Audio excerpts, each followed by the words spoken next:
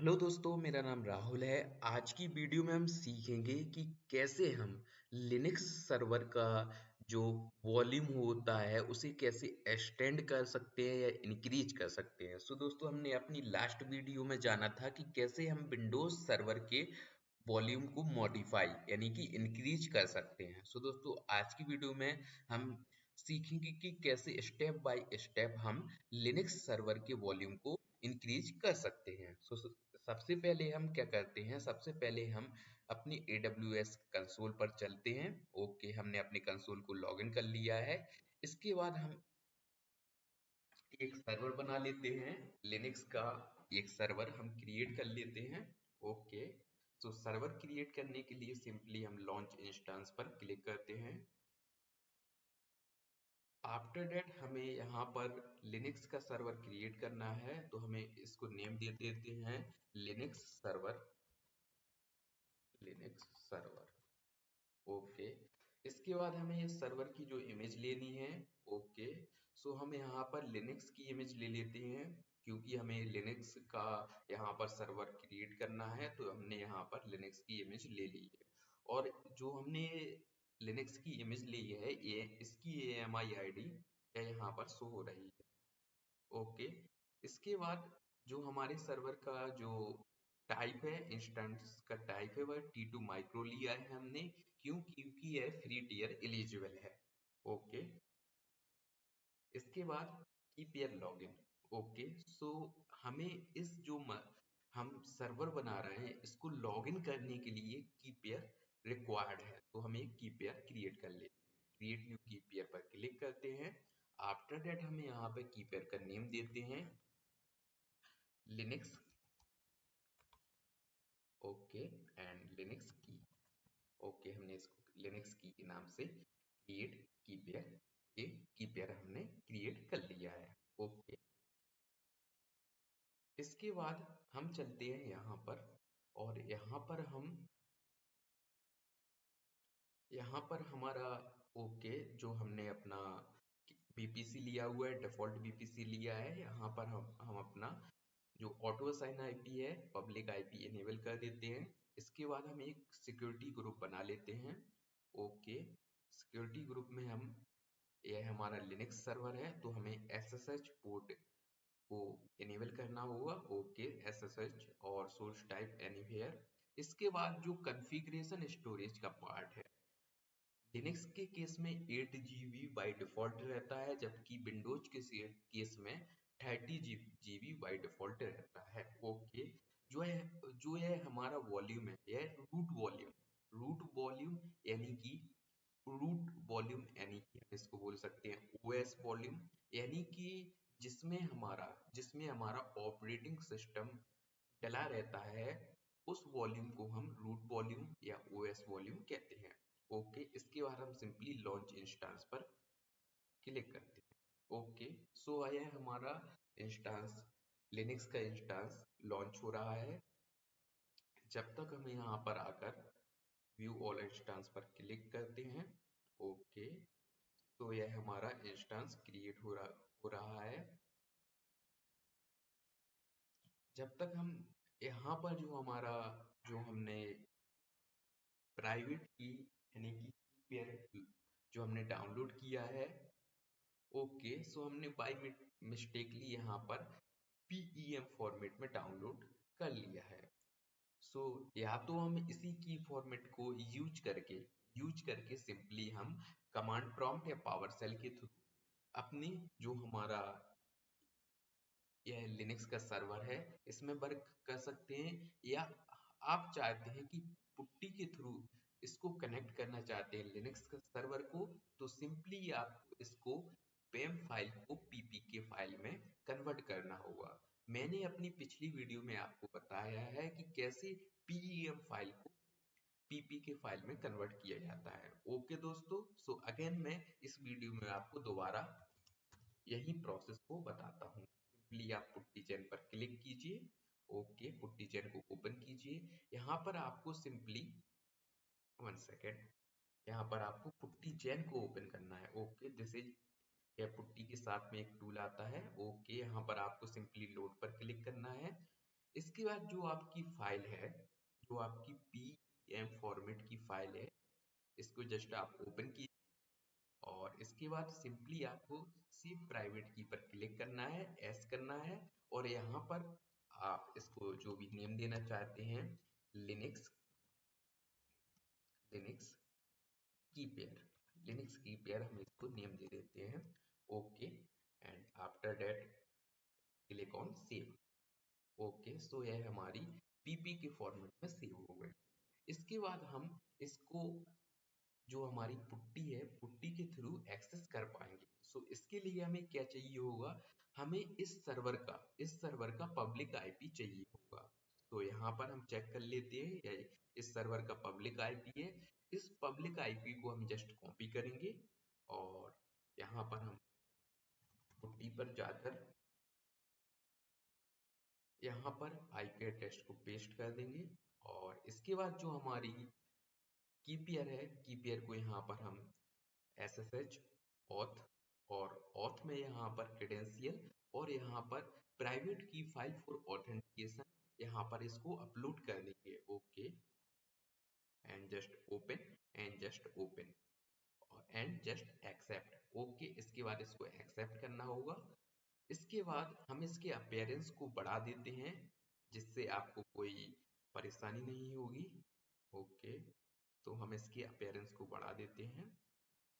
After that okay so अब हम जो हमारी EC2 लिनक्स सर्वर है इसमें लॉगिन करना है। तो EC2 के केस में बाय डिफॉल्ट जो यूजर नेम रहता है वह EC2 यूजर रहता है। यदि आप देखना चाहते हैं तो यहाँ पर कनेक्ट पर क्लिक कीजिए और यहाँ पर यूजर नेम बाय डिफॉल्ट जो रहता है EC2 हाइफन यूजर रहता है। तो आप सिंपली यहाँ पर अगेन आइए और लॉगिन एज टाइप कीजिए EC2 hyphen user. Okay and अभी आप यहाँ पर जो है EC2 यूजर पर हैं। तो आप रूट यूजर में जाना चाहते तो सिंपली इसके लिए कमांड होता है sudo su यानी कि switch user do super user और जस्ट इंटर करते हैं। अब इसके बाद अभी हमें देखना है कि हमारे जो यह लिनक्स का सर्वर है इसका जो वॉल्यूम है, वॉल्यूम यानी कि आप बोल सकते हैं रूट वॉल्यूम या OS वॉल्यूम या EVS वॉल्यूम कितना है। तो चेक करने के लिए सिंपली आप कमांड टाइप करेंगे LSBLK। Okay and just press enter. Okay so अभी यहाँ पर हमारा टोटली यहाँ पर कितना 8 GB का हमारा वॉल्यूम शो हो रहा है। 8 GB का वॉल्यूम शो हो रहा है। अब इस वॉल्यूम को बढ़ाने के लिए हम अपनी मैनेजमेंट कंसोल यानी कि कंसोल पर चलते हैं। ओके और यहाँ पर कंसोल पर जाने के बाद सिंपली हम अपने EC2 पर चलते हैं और यहाँ पर आपको लेफ्ट साइड में इलास्टिक ब्लॉक स्टोरेज में वॉल्यूम्स का ऑप्शन शो हो रहा हो। सो जस्ट आपको यहाँ पर इस पर क्लिक करना है। ओके एंड क्लिक करने के बाद जस्ट आपको जो ये वॉल्यूम शो हो रहा है। ओके चेक कर लेते हैं यह वॉल्यूम किसके साथ अटैच है। यह वॉल्यूम हमारे लिनक्स सर्वर जो हमने बनाया हुआ है उसके साथ अटैच है। ओके एंड यह इसका जो पाथ है यह दिया गया है। ओके इसके बाद हम क्या करते हैं सिंपली एक्शन पर चलते हैं और यहाँ पर मॉडिफाई वॉल्यूम पर क्लिक करते हैं। ओके 8 GB का वॉल्यूम है, हम इसको 20 GB करते हैं। Okay so no problem. हमारा 8 GB का वॉल्यूम है, क्या हम इसको डिक्रीज कर सकते हैं? ओके 8 GB का वॉल्यूम है, हम इसको 5 GB ट्राई करते हैं। तो यहाँ पर एक एरर आ रहा है the size of A volume can only be increase not decrease.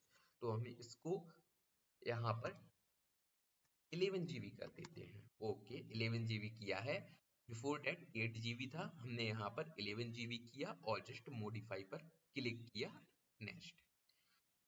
सो यहाँ पर the volume is being modified, यहाँ पर हमारा वॉल्यूम मॉडिफाइड हो गया है। जस्ट हम इसको रिफ्रेश करते हैं, यहाँ पर 11 GB का वॉल्यूम शो होने लगा है।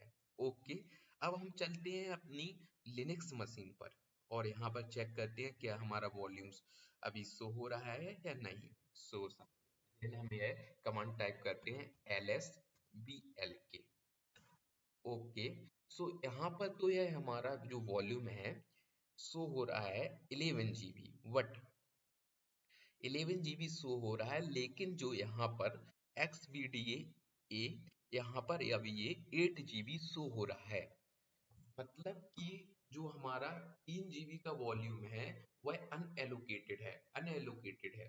तो इसको एलोकेट करने के लिए सिंपली हम कमांड टाइप करेंगे यहाँ पर sudo sudo grow sudo grow part sudo grow part okay, sudo grow part। इसके बाद जो हमारा यहाँ पर जो है हमारा यहाँ पर चेक कर लेते हैं हम यहाँ पर ये हमारा यहाँ पर पार्टीशन क्या है XVDA1। ओके, यहाँ पर हम इसको पाथ दे देते हैं dev xvda and 1 xvda1 and just press enter. Okay, इसने कोई एरर दिया maybe. Okay, resize partition 1 on x tab sda1 okay, no problem. Partition number हमें यहाँ पे इसका पार्टीशन नंबर देना है। ओके, तो अगेन हम यहाँ पर sudo और इसके बाद हम यहाँ पर टाइप करते हैं grow part grow part and after that डेव के बाद इसके बाद जो हमारा रहेगा अगेन हम ट्राई करते हैं XVDA1 change. Okay, now change. Actually इसमें हमने यहाँ पर जो हमने पाथ दिया हुआ था यहाँ पर हमने स्पेस नहीं दिया हुआ था यहाँ पर। तो हमने जैसे ही ये कमांड चलाया sudo grow part एंड इसके बाद इसका पाथ दिया। ओके, तो इसका जो पार्टीशन है वह चेंज हो गया। ओके, तो हम अगेन यहाँ पर एक कमांड चलाएंगे sudo lsblk। Okay, so now आप देख सकते हैं जो हमारा यह पार्टीशन था XVDA1 का यह 11 GB हो गया है। ओके, जबकि बिफोर डेट यह हमारा 8 GB शो हो रहा था। मतलब कि 3 GB का जो पार्टीशन था वह अनएलोकेट शो हो रहा था। ओके, अब हम यहाँ इसको यदि आप चाहें तो पुट्टी से बाहर जाना चाहते हैं तो सिंपली आप एग्जिट पर जाकर एंटर कर सकते हैं एग्जिट। ओके, अब इसी प्रोसेस को यदि आप अगेन करना चाहते हैं तो एक बार हम ट्राई करते हैं क्या यह हम 11 GB के साइज को अगेन इंक्रीज कर सकते हैं। देखते हैं। ओके, इसको रिफ्रेश करते हैं एंड जस्ट यहाँ पर मे बी मॉडिफाई वॉल्यूम का एक ग्रे आउट आ रहा है क्योंकि यह अभी जो है यहाँ पर इन यूज यानी कि ऑप्टिमाइज हो रहा है। तो दोस्तों इसका सिंपल सा कमांड है, आप चाहे तो इसे नोट कर लें। ओके, सो इस प्रकार से आप लिनक्स सर्वर में जो आपका वॉल्यूम है उसको इंक्रीज डिक्रीज नहीं कर सकते हैं, ओनली इंक्रीज कर सकते हैं। AWS के में आप कभी भी वॉल्यूम को डिक्रीज नहीं कर सकते, ओनली आप इंक्रीज कर सकते हैं। तो दोस्तों इस प्रकार से हमने यहाँ पर लिनक्स की वॉल्यूम को इंक्रीज किया। सो दोस्तों आज की वीडियो में इतना ही। थैंक